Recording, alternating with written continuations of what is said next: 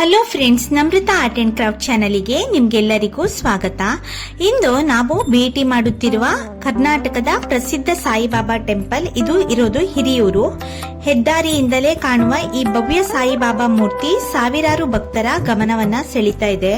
ಬನ್ನಿ ಈ ದೇವಸ್ಥಾನದ ಇತಿಹಾಸ, ವಿಶೇಷತೆ ಮತ್ತು ದರ್ಶನವನ್ನ ಮಾಡಿ ಬರೋಣ.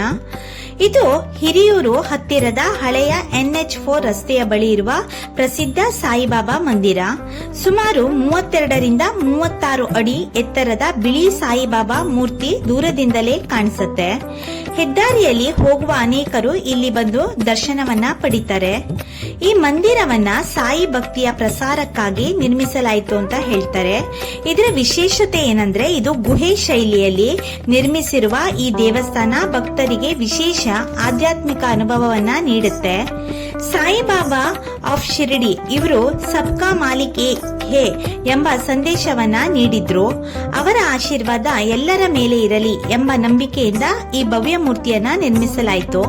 ಕಾಲಕ್ರಮೇಣ ಈ ದೇವಸ್ಥಾನ ಚಿತ್ರದುರ್ಗ ಜಿಲ್ಲೆಯ ಪ್ರಮುಖ ಭಕ್ತಿಪೀಠವಾಗಿ ಪ್ರಸಿದ್ಧವಾಗಿದೆ.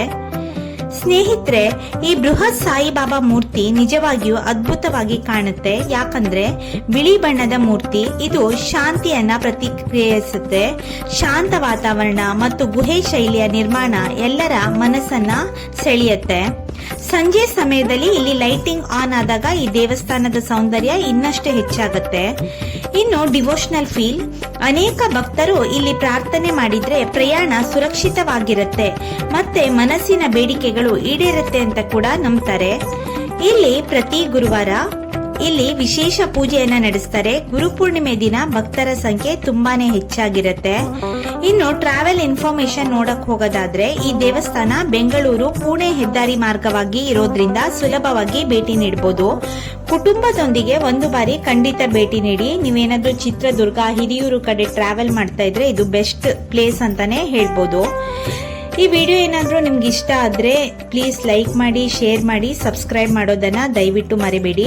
ಮತ್ತಷ್ಟು ದೇವಸ್ಥಾನ ಮತ್ತು ಪ್ರವಾಸದ ವಿಡಿಯೋಗಳಿಗಾಗಿ ನನ್ನ ಜೊತೆ ಇರಿ, ಹಾಗೆ ನನಗೆ ಸಪೋರ್ಟ್ ಮಾಡಿ. ಓಂ ಸಾಯಿರಾಮ್.